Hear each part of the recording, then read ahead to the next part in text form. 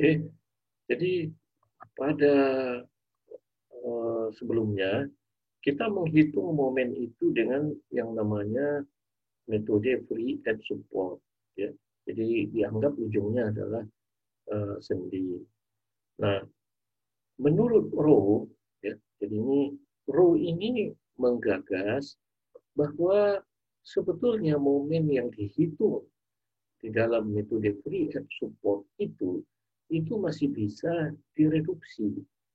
Ya. Kenapa? Karena biasanya yang namanya turap itu, jadi turap itu biasanya lentur. Ya, kenapa? Karena memang dia tipis, ya. Jadi karena dia merupakan sebuah dinding, ya, yang merupakan eh, tipis jika dibandingkan dengan tingginya. Ya. Jadi relatif dia adalah lentur. Maka dalam kondisi leleh, yaitu terjadi perpindahan horizontal, tekanan tanah lateral kembali terdistribusi. Jadi ketika turap itu melentur, maka tentu tanah yang di belakangnya itu terdistribusi kembali. Ya. Jadi, nah situasi ini menyebabkan momen lentur maksimum yang kita hitung tadi akan berkurang. Dengan demikian adalah beralasan apabila momen desain direduksi dari momen maksimum dalam perhitungan free net support yang sudah kita hitung kemarin. Ya. Nah, itulah sebabnya Zero mengeluarkan suatu gagasan bahwa momen itu masih bisa diproduksi. Nah, inilah yang kita lakukan sekarang ini, berapa besar momen yang akan bisa direduksi. Oleh karena itu, Rowe mengajukan sebuah grafik, ya, di layar sudah kelihatan ada grafik, tetapi ingat bahwa grafik ini sebetulnya hanya untuk pasir. Ya. Jadi ini adalah untuk pasir. Nah, kalau untuk lempung, ya nanti akan ada lagi. Nah, apa yang disebut dengan sand? Sand ini sebetulnya maksudnya itu adalah yang terjepit di sini atau yang tertanam di tanah. Jadi ini tanah yang tertanam di tanah ini. Jadi ini yang apa namanya yang bisa ada sand, ada nanti lempung. Ya. Nah, lalu kemudian Rowe mengajukan ada dua grafik. Ya. Jadi ini grafik yang pertama adalah ini, kemudian ini adalah grafik yang kedua. Nah, grafik yang pertama ini berlaku untuk tanahnya yang lucent. Ya. Jadi kalau misalnya kita yang mana yang lucent ini, tanah yang terjepit ini, yang yang eh, yang yang di bawah ini, ya. Ini yang maksudnya. Nah, kalau tanahnya ini misalnya lurus, maka kita pakai yang grafik nomor 1. Ya. Nah, kalau tanahnya ini dense, ya, maka kita pakai grafik yang nomor 2. Jadi ini grafik ini bukan berarti digunakan sekaligus dua, tidak. Jadi artinya kalau misalnya tanahnya itu adalah loose, ya, jadi kalau misalnya tanahnya ini adalah loose, maka grafik yang kita pakai adalah grafik nomor 1. Nah, pada grafik nomor 1 ini artinya adalah jika profil yang kita pakai itu, ya, jika ada profil yang kita pakai itu berada di atas grafik ini, maka itu bisa kita pakai. Artinya dia namanya safe section. Jadi kalau misalnya ada suatu profil yang kita pilih, dia kita plot di sini. Kalau dia misalnya ada di sini, ya, jadi kita plot dia ada di atas grafik nomor 1, maka kita bisa gunakan namanya safe section. Nah, apabila tanah yang di bawahnya ini adalah dense, ya, jadi kalau misalnya ini ya, bukan loose tapi adalah dense, maka kita pakai grafik nomor 2. Ya. Jadi grafik nomor 2 itu, ya, artinya harus di atas grafik nomor 2. Jadi kalau misalnya dia di sini, ya, maka dia bisa kita pakai. Ya, ini adalah safe section. Kalau di sini tidak bisa. Ya. Kalau di bawah ini tidak bisa kita pakai. Nah, jadi bisa kita lihat di sini. Ya. Jadi kalau tanahnya ini dense, ya, kita bisa menggunakan profil yang lebih ringan dibanding dengan kalau tanahnya lurus. Jadi artinya kalau tanahnya ini lurus, maka kalau ada profilnya berada di sini kan nggak bisa dipakai. Tapi kalau tanahnya dia bisa. Jadi itu artinya memang sangat tergantung kepada tanah yang ada yang menjepit turap itu. Ya. Nah, sehingga Row membuat suatu grafik nomor 1 dan nomor 2 ini yang besarannya itu bergantung kepada MD per Nmax dan logaritma Rho. Ya. Di mana Rho ini relatif flexibility dari tiang yang rumusnya adalah Rho seperti ini. Ya. Jadi ini adalah relative flexibility of pile. Nah, bagaimana contohnya kita lihat ya. Jadi mari kita lihat contohnya. Atau sampai di sini ada dulu pertanyaan. Kalau ada yang mau ditanya sampai di sini silahkan sebelum kita teruskan.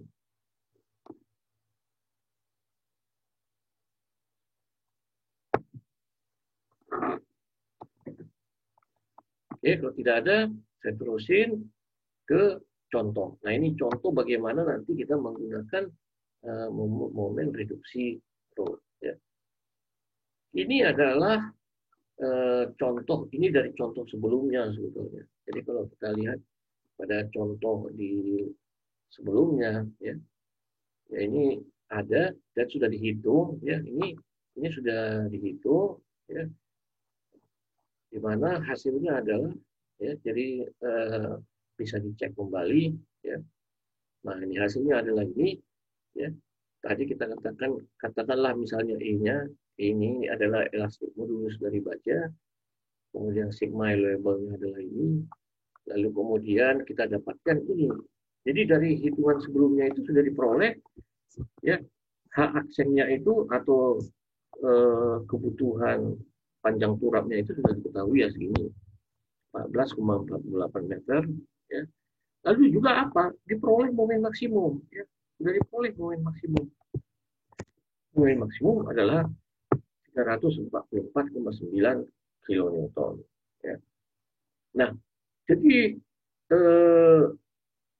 ya dari free and support kita sudah dapat ini momennya adalah 344,9 kilonewton meter.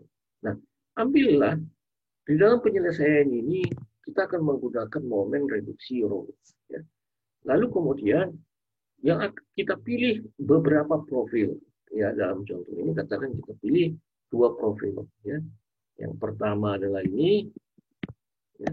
Pertama adalah ini. Ya. Jadi kalau kita lihat dari daftar, ya ada yang namanya PC22. Ya. Ini kita dapat section modulusnya adalah segini. Kemudian momen inersianya adalah segini. Ini momen inersia. Nah, jadi tadi panjang turapnya sama, lalu kita hitung nih Rho-nya. Rho-nya tadi rumusnya kita sudah tahu, 10,91 dikali 10 pangkat minus 7 dikali H aksen pangkat 4 dibagi E kali I. Ya. Jadi kita masukkan ini, di mana I-nya adalah ini. Ya. Jadi kita pakai I-nya adalah ini adalah I. Ya. Nah, ketika kita masukkan dalam ini, maka kita dapatlah di sini Rho-nya segini. Ini adalah Rho segini. Lalu kemudian kita cari logaritma Rho-nya adalah minus 2,4 minus 2,7. Nah, dari sini ya kita cari S-nya. Ya. Ya, profil ini ya S-nya mana? Ini kan S-nya. Ini S. Nah, S-nya adalah ini. Lalu kemudian kita cari MD. Jadi MD itu adalah momen. Jadi ingat, ketika kita mencari S, ya dulu kita cari S, momen maksimum dibagi sigma itu.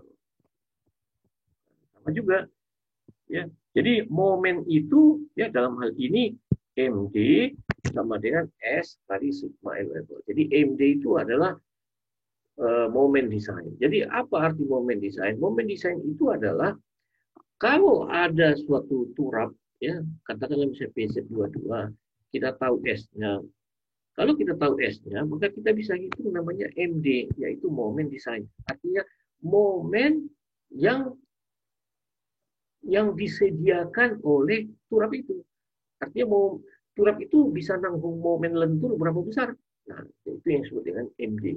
Jadi MD itu adalah momen yang bisa ditanggungkan oleh eh, oleh turap itu. Ya. Nah, jadi kalau kita tahu S, maka kita bisa menghitung M-nya. Artinya momen yang bisa di yang bisa disediakan oleh turap itu berapa. Nah, dari sini kita dapatkan MD-nya adalah S dikali sigma available. Kalau sigma available-nya adalah segini, maka kita dapatkanlah momennya segini. Nah, lihat di sini, ya. Jadi kita menggunakan turap, ya. Misalnya PZ22 itu adalah turap yang momennya itu 167,33 kilonewton meter. Padahal sebetulnya itu momen kita berapa? Momen maksimum kita kan 344. Nah, pertanyaannya bisa nggak? Nah, itulah nanti yang akan kita plot di dalam grafik yang tadi. Nah, kemudian kita pilih lagi yang kedua, yaitu PZ27 misalnya. Ya, di sini juga ada S-nya, dan di sini juga ada momennya ada segini. Tetap lebih kecil dari 344. Ya. Kita nggak ambil momen. Kalau sudah momennya sebesar 344 ya udah pasti bisa. Sekarang kan kita mau reduksi momennya, tetapi masih memenuhi syarat. Nah, oke, dari sana kita lanjutin. Ya, ini tadi kalau PZ27 ya, lihat. Nah, kemudian, nah, jadi tadi hasil perhitungan kita tadi itu kita sudah ya momennya adalah segini, kemudian momennya segini, lalu dari sini kita bisa menghitung MD per Mmax, ya, MD per Mmax. Lalu kemudian kita plot, kemana kita plot dia? Jadi kalau kita lihat ya, jadi di sini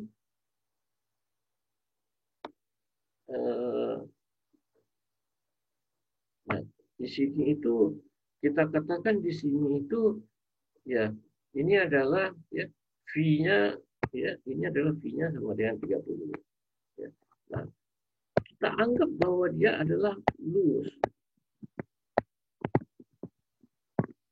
Nah, kalau kita anggap dia loosen, maka maka kita akan pakai grafik yang akan kita pakai itu ini.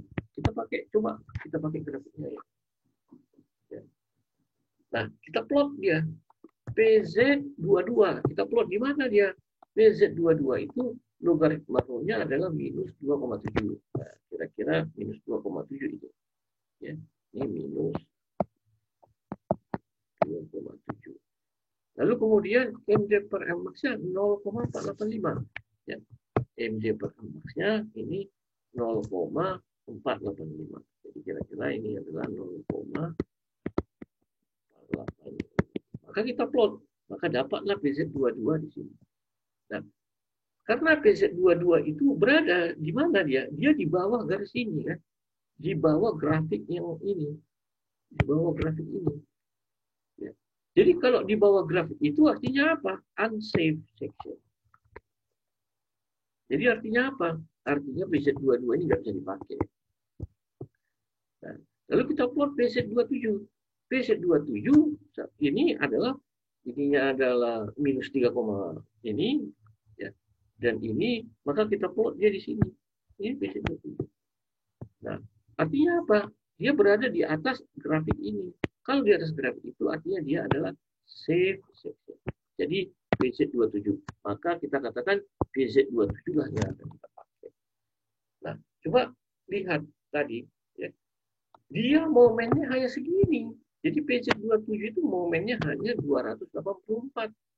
Sementara momen maksimum yang kita hitung, itu momennya adalah berapa? 344. Ya. Jadi kalau menurut perhitungan kita, dia itu momen maksimumnya itu adalah 344. Sementara yang kita pakai adalah ini 284. Nah, hanya itulah yang kita sebut, ya, kita bisa menggunakan momen, ya, kita bisa menggunakan turap yang hanya memiliki momen 284. Sedangkan dalam perhitungan adalah 344. Nah, inilah yang disebut dengan reduksi momen. Jadi momennya yang direduksi. Ya. Jadi kita menggunakan profil turap di mana momennya itu sudah tereduksi. Nah, gitu. Jadi artinya kita bisa menggunakan turap yang lebih kecil. Nah, jadi artinya tentu kalau lebih kecil tentu harganya menjadi lebih murah. Ya, jadi inilah pentingnya momen reduksi row ini karena dia bisa menggunakan suatu turap yang harganya bisa lebih murah. Jadi ini namanya metode optimalisasi. Ya. Nah, itulah gunanya grafik ini. Jadi grafik dari row ini ya manfaatnya kita ingin mencari profil turap yang optimal. Gitu, ya. Oke, ada yang mau ditanya? Silakan.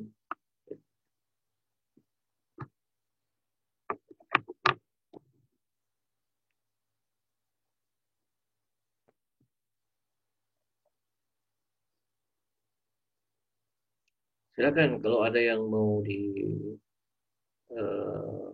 ya.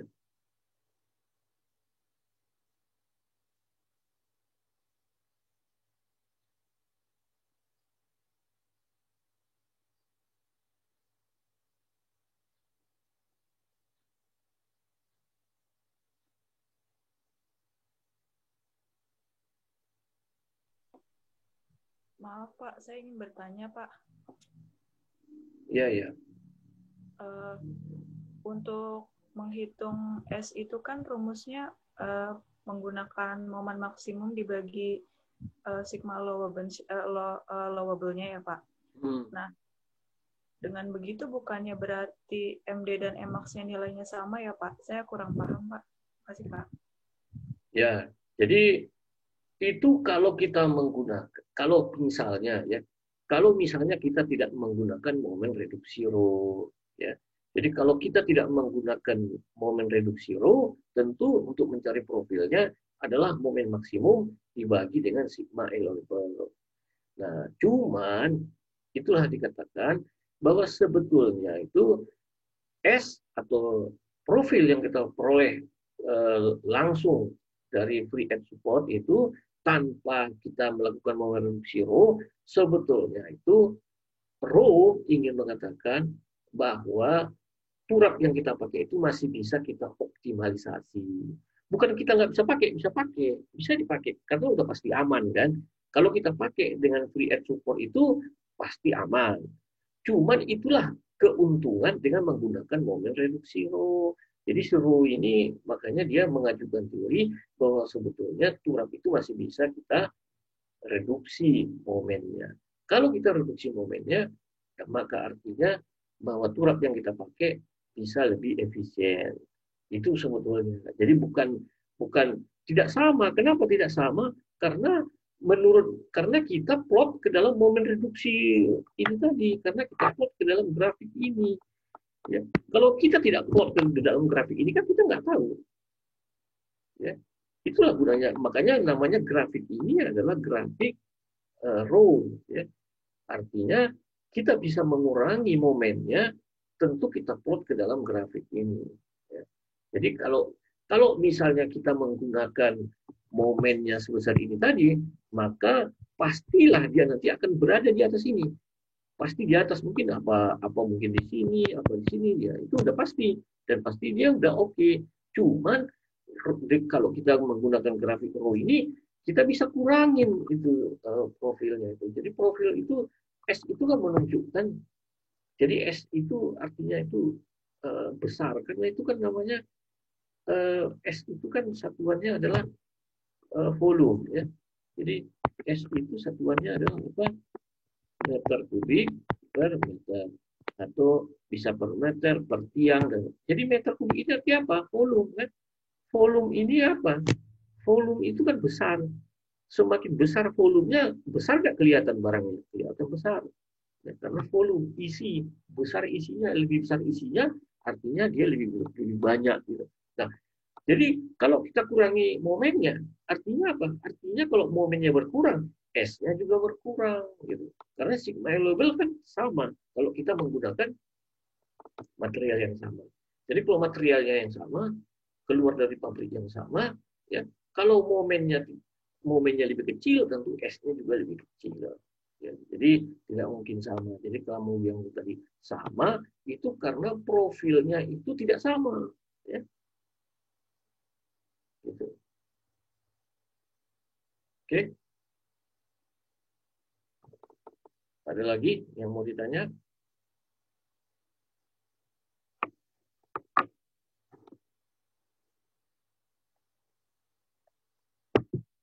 Oke. Kalau tidak ada, saya teruskan lagi. Nah, kita teruskan ke ini adalah jadi kalau pada untuk pasir ya ini tadi kan untuk pasir ya. Kalau pasir ya ini tadi kita punya dua grafik ini dan grafik ini. Nah, lalu kemudian kalau bagaimana kalau tanahnya lempung ya. Yang mana yang disebut dengan lempung itu begini, ini kan misalnya ada turap kita itu turapnya itu begini. Nah, ini bisa saja tanahnya sand. Kenapa tanahnya sand? Ini biasanya adalah timbunan. Ya. Ini kita timbun. Kalau kita timbun, artinya kan kita ambil tanah. Kita ambil tanah dari tempat lain. Kalau kita ambil tanah dari tempat lain, mungkin lebih mudah kalau kita ambil dia pasir. Lebih mudah memadatkan. Karena nanti ini kan kita padatkan. Nah, yang lempung itu yang mana? Ini. Nah, tanah di bawahnya ini adalah lempung. Ya. Kalau dia lempung, ya, maka kita nggak bisa pakai yang tadi. Yang tadi itu kan kalau tanahnya sand, yaitu kalau ininya sand. Ya. Itu kan kalau ininya sand. Nah, sekarang dia bukan sand, tapi lempung. Maka yang mana kita pakai? Ya. Yang dipakai itu bukan ini ya, bukan ini. Ya. Jadi belum ada. Ya. Jadi belum ada ya karena kalau kita coba lihat di sini, yang ini itu adalah MDM max dan logaritma rho. Ya. Sedangkan di sini ya, MD per max tapi stability number bukan logaritma rho. Ya. Nah, oleh karena itu kita harus membuat grafik ya yang sama seperti untuk pasir tadi. Ya. Nah, oleh karena itu kita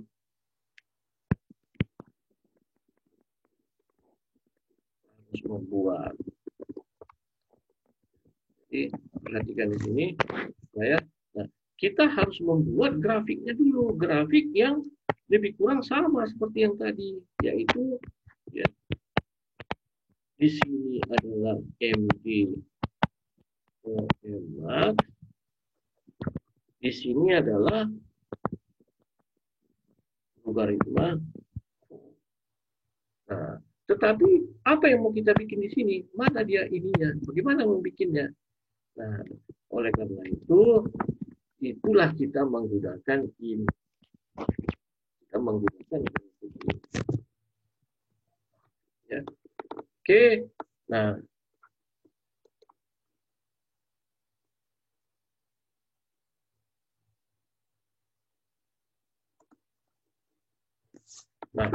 oleh karena itu kita harus mencari ya. Yang pertama kita lihat di sini ya. Di sini ada 3 logaritma rho.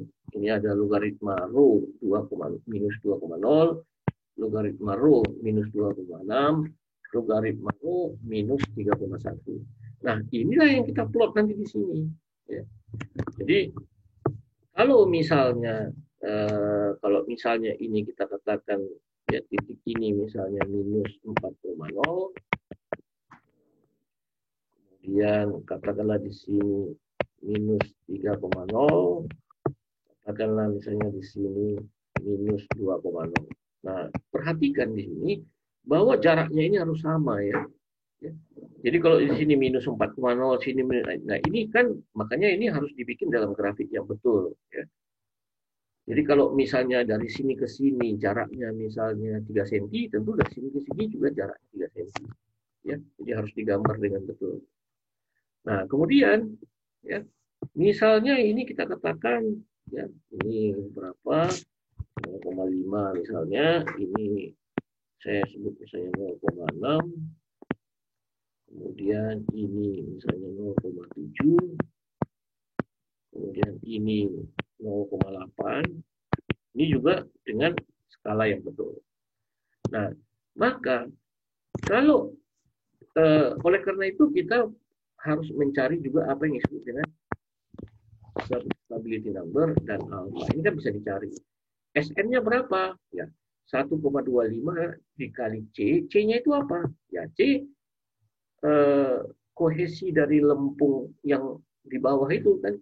Ya, saya ingatkan kembali. Ya, tadi kan begini kita. Ya, ini adalah lempung. C-nya berapa? C-nya di sini. Itulah yang kita hitung C-nya.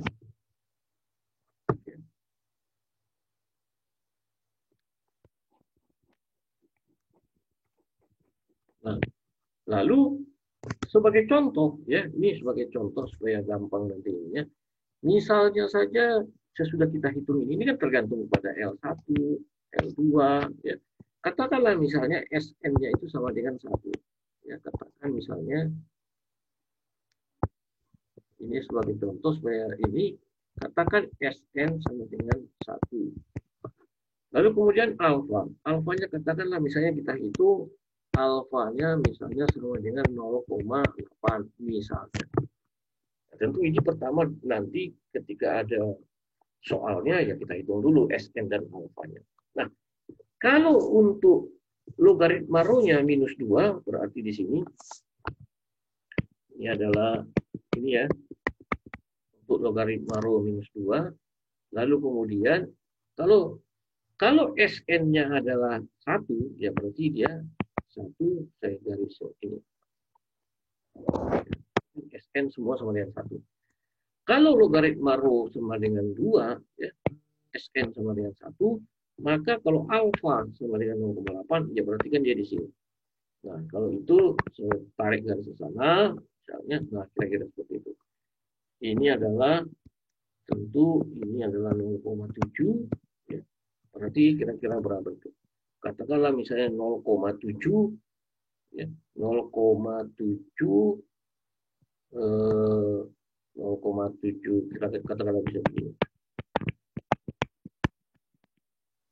Nah, maka titiknya adalah ini. Ya. Lalu kemudian kalau logaritma rho-nya minus 2,6. Nah, di mana dia itu? Ini kan 2,5 ya kira-kira di sini.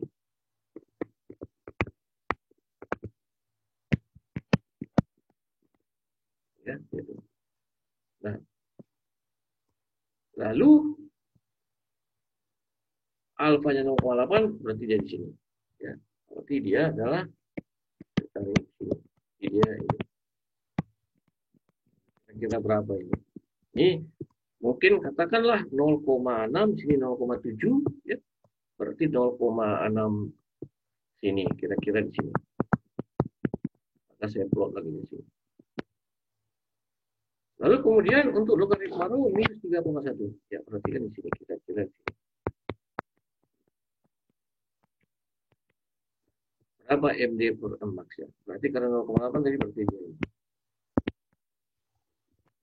Seperti itu. Ya, katakanlah mungkin lebih kurang misalnya ya kira-kira di sini. Nah, maka dari sini ya, saya bisa membuat suatu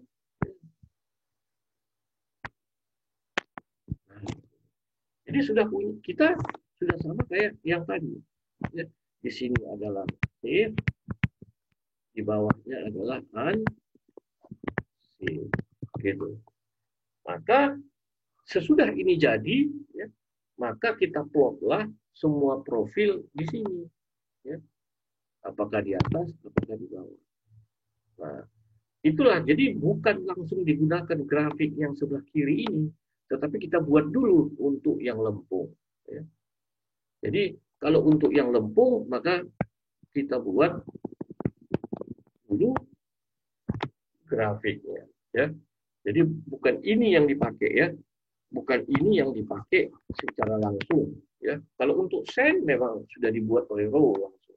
Tapi kalau untuk lempung kita harus bikin sendiri. Itu.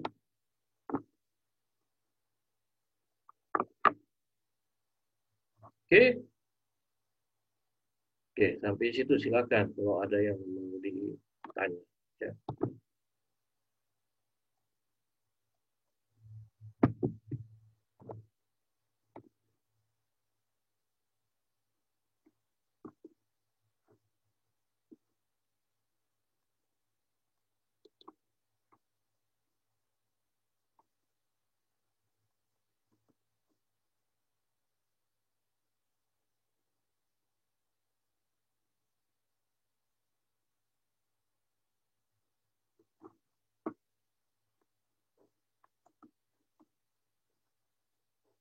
Oke, silakan ditanya kalau ada yang mau ditanya.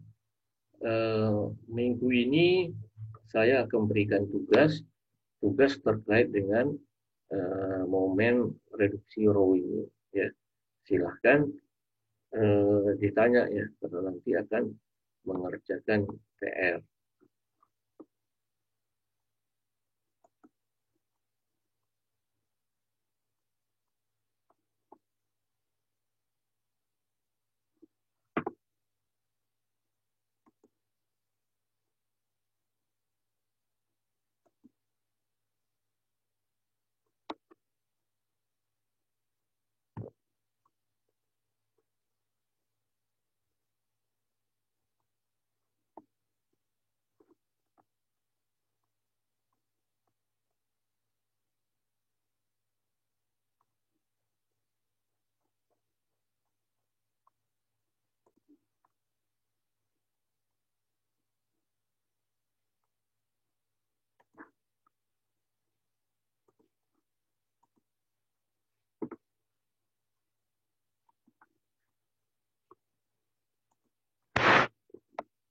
Oke, nah kemudian kita teruskan kembali, ya. Jadi ada dua metode lagi.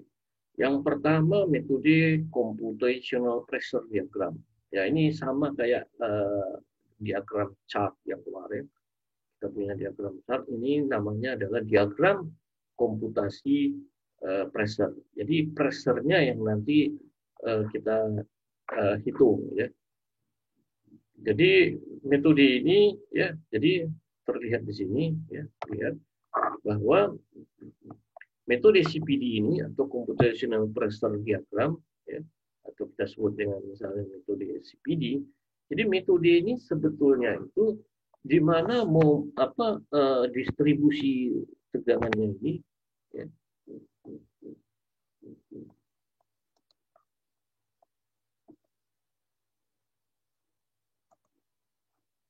Jadi kalau kita lihat ini namanya adalah distribusi tekanan. Ya, ini adalah yang biru ini adalah, atau yang merah ini adalah distribusi tekanan. Nah, jadi distribusi tekanannya ini yang kita rubah menjadi seperti ini. Nah, itu makanya namanya tadi, ya. Jadi dirubah jadi seperti ini ya besarannya. Ya. Jadi yang tadi bentuknya segitiga seperti ini, kita bentuk dia menjadi bentuk sangkar. Jadi distribusi tekanannya itu yang kita rubah, ya, atau diagramnya itu diagram pressure, ya. Ini adalah namanya pressure, ya. Ini namanya pressure. Nah, diagramnya ini yang kita rubah, ya. Sehingga kalau tadinya di sini adalah sigma 1, sigma 2, nah sekarang dirubah menjadi apa? Sigma aksen A saja. Ya, besarannya sama. Ya. berapa besarannya adalah ini. Nah, di mana nanti C dan seterusnya itu kita bisa lihat dari diagram. Nah, itu artinya. Nah, jadi kalau tadi di sini adalah sigma 1, sigma 2, sekarang menjadi sigma aksen. Nah, begitu juga untuk yang bidang yang pasifnya ini kan pasif nih. Yang sebelah ini sigma 8, nah sekarang menjadi sigma pasif saja, sigma P. Di mana besarannya ada ini R kali Q kali KA gamma aksen average dikali L. Atau ini sama dengan R dikali sigma A. Ya. Nah, itulah metode ini. Nah, jadi dari sana ya, maka kita dapat tadi ya, di mana sigma A-nya itu adalah C dikali KA ya. KA kita cari, gamma aksen average itu kita hitung dengan cara seperti ini. Ini gamma aksen average-nya. Kemudian kali L adalah panjangnya. Nah, C-nya ini adalah koefisien. Di mana koefisien itu bisa kita cari dari sini. Ya. Jadi koefisiennya itu, ya, ini besarannya koefisiennya adalah ini. Tergantung lusen, medium sen, dense sen. Nah, jadi kalau misalnya kita lihat di sini, metode ini ya ini adalah metode kalau dia sen, ya. Kalau tidak sen ya nggak bisa dipakai. Jadi metode ini hanya kalau tanahnya itu adalah sen. Kalau tanahnya lempung kita nggak pakai ini. Ya. Jadi perlu diketahui bahwa tidak semua metode itu bisa dipakai untuk semua jenis tanah. Jadi kita harus lihat kalau tanahnya ini, kita bisa pakai rumus-rumus yang mana. Nah, jadi tidak bisa kalau tanahnya itu lempung, apa kita pakai CPD? Nggak bisa kan? Kan tidak ada. Tidak ada rumus yang tuh, ya tidak ada penelitiannya biasanya. Karena ini yang diteliti ini hanya loose, medium, dan dense atau untuk sen. Ya. Nah, begitu juga dengan R. Ya.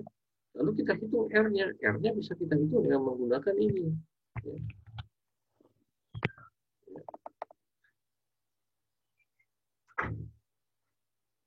Nah, cuman perlu diketahui ya, ketika kita menghitung R ini, kan kita belum tahu, D-nya belum tahu kita.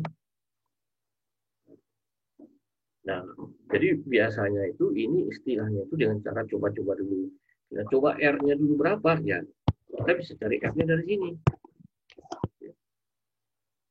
Ya, cari dulu R-nya. Lalu sesudah D-nya dapat, ya, sesudah D-nya dapat, lalu kita cari lagi R-nya. Cocok dengan yang kita ambil tadi nggak? Kalau tidak, ya berarti kita, jadi istilahnya iterasi, ya kita iterasi dia. Nah, kemudian gaya angkurnya kita bisa hitung dengan ini, kemudian momen maksimum kita bisa hitung dengan ini. Ya, sama dengan metode diagram cat yang kemarin. Ya. Oke, kemudian, ya, nah ini ya, kita ambil contoh. Ya, ini contoh. Ya. Katakanlah misalnya, ya, di sini diambil, ya, jadi C-nya diambil misalnya 0,68, R-nya 0,6. Ya. Jadi kira-kira ya tanahnya itu adalah, katakanlah misalnya tanahnya itu adalah medium sen, ya. Misalnya medium sen. Oke, kita dapat C-nya segini, R-nya segini. Lalu kita hitung gamma aksen, kemudian gamma average, kemudian KA, kemudian kita cari sigma A-nya, kemudian sigma P-nya juga. Nah, dari sana kita hitung D-nya. Nah, D-nya didapat segini. Lalu kemudian, kalau sudah dapat ini, kita cari apa? R. Kita cari R-nya. Nah, kalau kita cari R-nya, berapa R-nya? Tentu harus sama dengan R yang tadinya. Nah, ini mendekati. Tidak harus persis sama tentunya. Ya. Yang penting mendekati. Nah, ini sudah mendekati 0,6. Yang sama ini, berarti dia adalah oke. Gitu. Nah, dari sana baru kemudian kita hitung Ya, semua kita hitung, ya F-nya kita hitung, kemudian kita cari momen maksimumnya. Ya, kita dapat seperti ini. Nah, ini juga sangat baik untuk melihat, ya, membandingkan. Ya. Jadi bisa sudah dibandingkan, ya, bandingkan dengan metode-metode yang tadi, CPD, diagram chart, ya, dengan metode ya mungkin ya bisa, mungkin kalau mau membuat skripsi juga mungkin ini bisa, ya, bikin skripsi di mana membandingkan antara, jadi kalau sekarang ini kan ada banyak metode sebetulnya, bisa juga dengan metode, ya, dengan finite element method, ya, biasanya dengan menggunakan dengan program yang namanya Fluxys bisa kita hitung juga, ya. Jadi banyak sekali, ya, bisa dipakai untuk skripsi juga sebetulnya untuk menghitung banyak metode-metode ini. Ya, boleh aja kalau ada yang mau nanti untuk membuat skripsi, ya, membandingkan banyak metode ini. Oke, sampai di situ. Ada pertanyaan? Silahkan.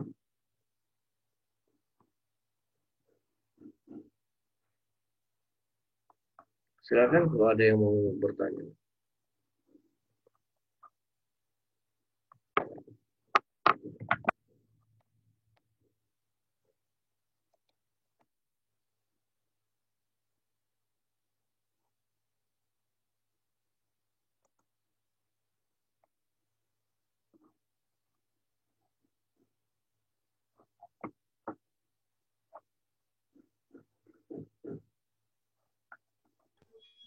Pak, mau tanya Pak, Ya, tolong diulang Pak yang cara penghitungan KID, yang masih bingung untuk KID, bagaimana caranya kita masuk.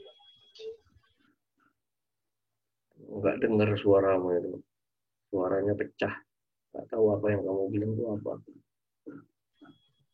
Mencari ini Pak, mencari B, nilai D bagaimana Pak? Dari nilai D yang mana? Yang tadi yang bisa sampai 4,6. Cara awalnya seperti apa Pak? Masih belum paham. Yang ini. Lah kan ini Ya, kan, kan kamu bisa menggunakan rumus ini kan? Maksudnya rumus ini. Ya, nggak tahu saya apa yang kamu nggak tahu di sini. Ya, cara menghitungnya kan tadi ada iterasi. Iterasinya bagaimana? Oke, ketua kelas, kamu dengar apa yang dia ngomong nggak? Saya nggak jelas apa yang dia bilang. Suaranya ini. Suaranya ke saya tidak jelas.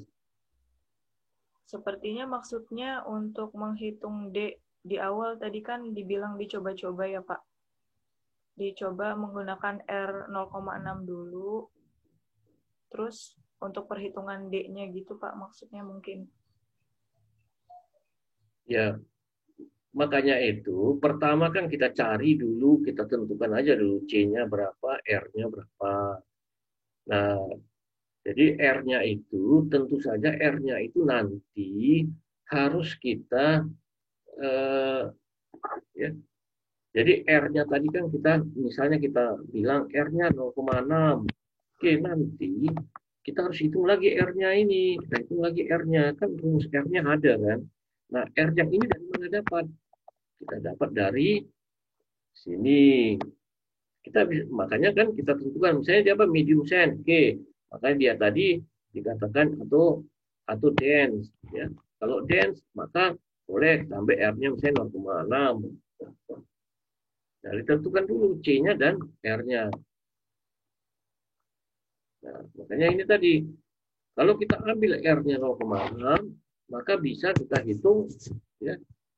Akhirnya kita bisa hitung apa? D-nya kan. Kita bisa hitung D-nya. Rumus D-nya adalah ini, masukin ke sini, maka kita dapat D-nya segini. Ini bagaimana cara mencarinya ini? Nah, ini kan ada persamaan kuadrat.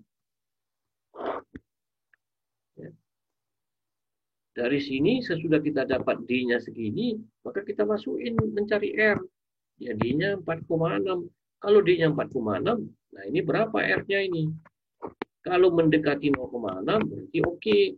Kalau tidak oke bagaimana? Ya, berarti R-nya kita ulang lagi. Misalnya di sini katakan misalnya di sini R-nya misalnya 0,7.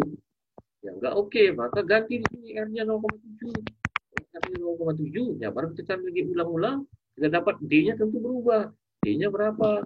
Nah, kalau D-nya segitu, kita cari lagi, betul nggak? Oh, udah mendekati 0,7, berarti oke. R-nya 0,7, gitu loh. Jadi ya begitu, iterasi itu artinya begitu. Sampai R yang didapat di sini sama dengan yang didapat di sini. Oke?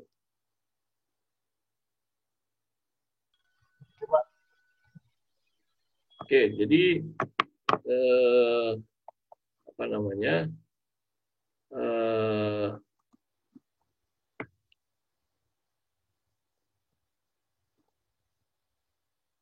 Silakan kalau ada yang mau ditanya.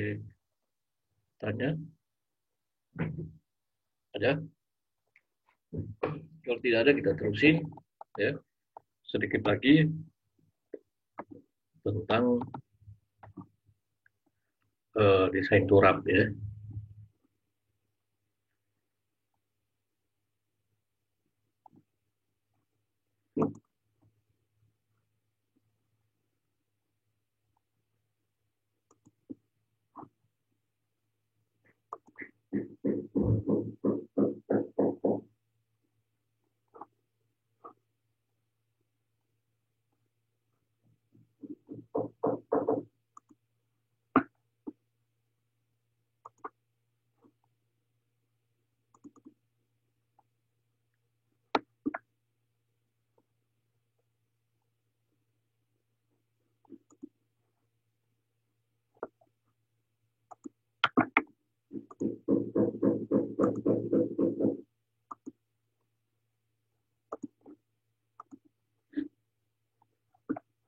Oke, ini yang berikutnya adalah kita bisa mendesain turap dengan suatu metode yang disebut dengan metode fix and support. Jadi ini sebetulnya metode ini dengan asumsi, ya, jadi mengasumsikan bahwa di ujung tiang yang tertanam, ya, ujung tiang yang tertanam ini ya, yang ini menjadi terjepit. Itu sebabnya kalau dianggap bahwa ini terjepit, ya, maka momennya, ya, momen ini jadi seperti ini, ya, momen diagramnya ini. Ya. Nah, jadi di sini dia terjepit, ya, maka ada momen di sini. Jadi ini kondisi ini, ya, kondisi ini mirip-mirip dengan ini, ya, mirip-mirip dengan balok. Jadi balok, kemudian di sini ditumpu, kemudian dia ditumpu di sini, ya, maka dia, ya, jadi kita katakan dia adalah, nah, jadi kalau misalnya ada di sini terjepit, sini tumpu, ini adalah bebannya, maka momen diagramnya adalah seperti ini. Ya. Jadi momen diagram ini, ini lebih kurang sama dengan momen diagram yang ini tadi.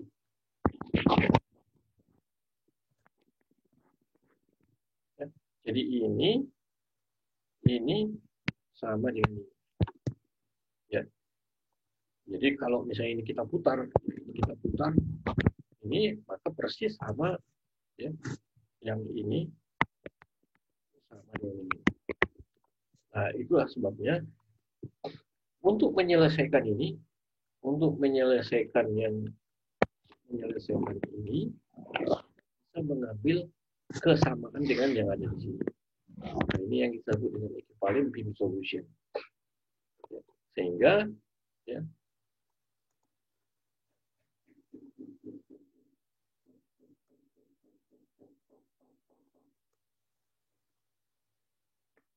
maka disebut dengan equivalent beam solution. Jadi ya sama seperti balok yang seperti ini. Ya, jadi itu penyelesaian. Nah, mengacu kepada penyelesaian equivalent beam solution itu, maka kita menyelesaikan dengan cara pertama, ya, langkah-langkahnya. Ya, langkah pertama menentukan L5 dari tabel ini. Kemudian langkah kedua, ya, menghitung, ya, panjang span. Ya, panjang span itu, ya, jadi kalau kita lihat di sini adalah panjang span itu adalah ini, dari titik O aksen ke titik I. Nah, yang mana itu? Ya ini. Ya, dari sini, jadi dari sini ke sini.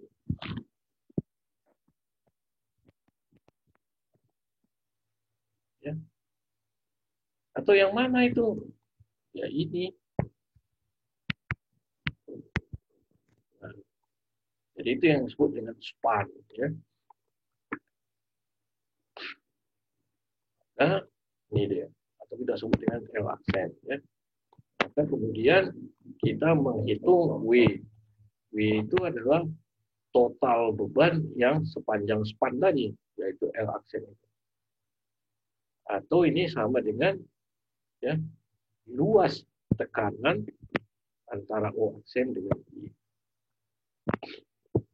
Kemudian kita menghitung maksimum momen dengan rumus ini. Kemudian P-nya kita bisa hitung dengan mengambil momen di O aksen. Ya. Nah, lalu dari sana kita hitung D-nya, kemudian kita hitung lagi adalah F, yaitu dengan momen di I. Ya. Nah, itulah kira-kira ini ya. Nah, kemudian contoh. Nah, ini paling gampang itu kita bikin contohnya. Ya. Jadi, ini adalah contoh. Jadi, tadi, ya, yang paling ini tadi, di sini adalah O aksen. Ingat, di sini adalah I. Ya. Berdasarkan ini tadi.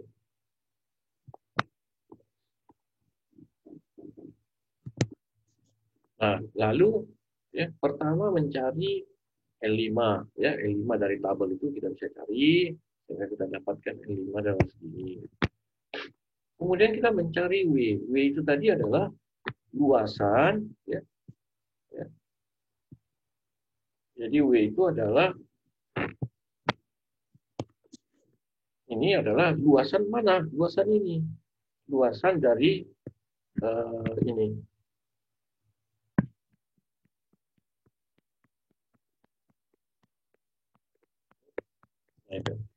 Luasan itu, yaitu adalah luasan diagram tekanan, ya. Maka yang pertama, ya, ini luasan yang mana ini? Ini kan luasan ini.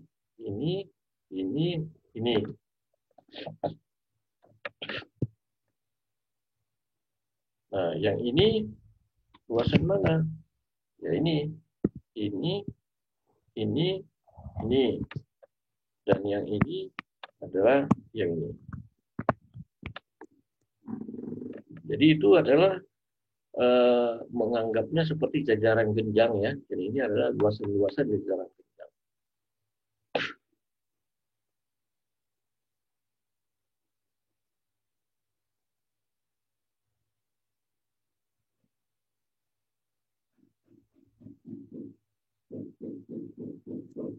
Nah, kemudian, ya, jadi L aksen yang tadi tentu adalah dari O aksen ke I, ya, ini dia. Maka kemudian kita cari momen maksimum. Nah, kemudian yang berikutnya adalah untuk mencari P aksen. P aksen itu yaitu untuk mencari P aksen ini, ya. Nah, artinya apa? Ya, momen di O aksen. Nah, kalau momen di O aksen, maka, ya, momen di O aksen Nah, ya, bagaimana mencari momen di O aksen? Tentu adalah gaya berbicara. Ya. Maka kita dapatkan ini. Nah, kemudian di sini namanya ada sebetulnya itu ini kenapa namanya aproksimasi? Itu adalah ya seolah-olah ya untuk mencari ya seolah-olah untuk mencari di sini. Jadi dia adalah eh,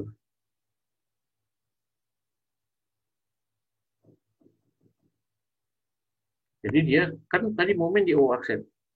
Jadi adalah seandainya ada misalnya gaya kita bikin seperti ini, ya. Nah gayanya ini adalah ya gayanya ini adalah luasan ini. Tapi itu sebetulnya aproksimasi. Sebetulnya bisa lebih kita bisa cari itu sebetulnya dengan membaginya ini jadi begini. Ya. Ya, jadi tidak aproksimasi, tapi nggak apa-apa mungkin nilainya tidak terlalu jauh berbeda, makanya bisa dianggap aproksimasi. Aproksimasi pendekatannya. Oke, kemudian ya, untuk mencari F tentu adalah ya, untuk mencari F ini ya momen ke I.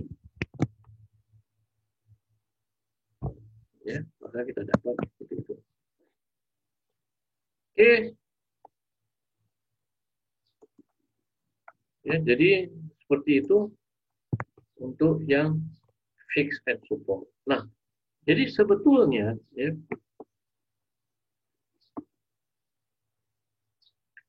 jadi kalau misalnya kita sudah dapat ya, kita sudah dapat misalnya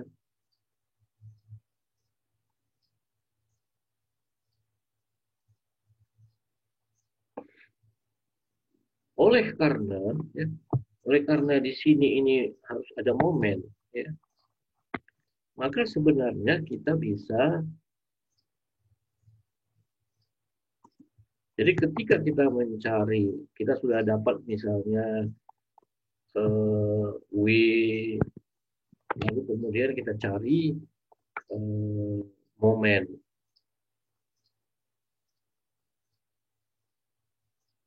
Nah, oleh karena di sini momen itu ada ya di ujung kan sebetulnya urap itu kan ujungnya di sini. Ya. Jadi bukan apa namanya. Nah, di ujungnya ini kita anggap dia harus ada momen. Nah, sesudah kita dapatkan misalnya besaran-besaran ya F-nya kita dapat, kemudian kita dapat berapa D-nya. Lalu kemudian di posisi ini kita cari berapa momennya.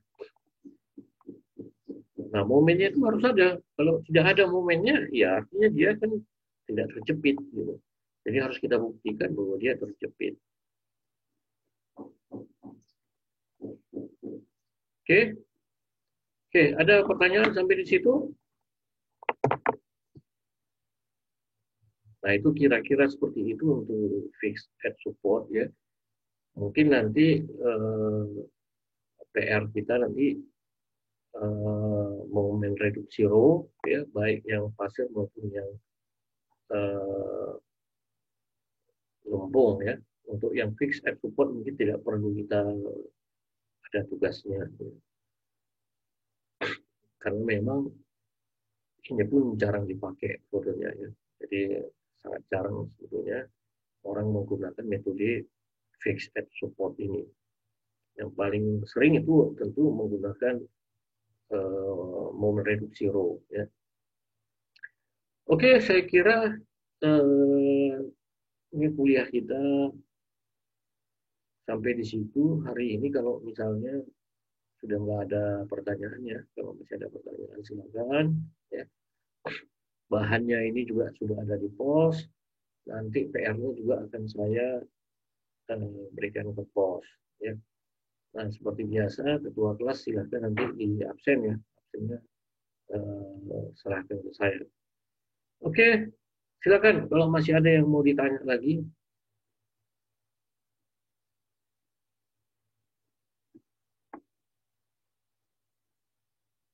Saya tidak tahu ini nanti saya rekam ya. Kalau nanti hasilnya ada, mungkin nanti saya akan beritahukan bisa diambil di mana. Ya.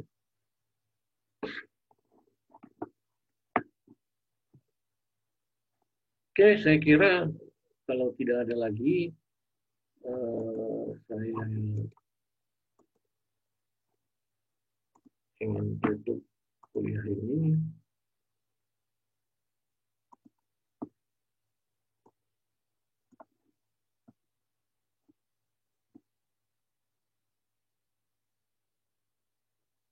Masih ada yang mau ditanya atau apa yang ada yang mau di ini?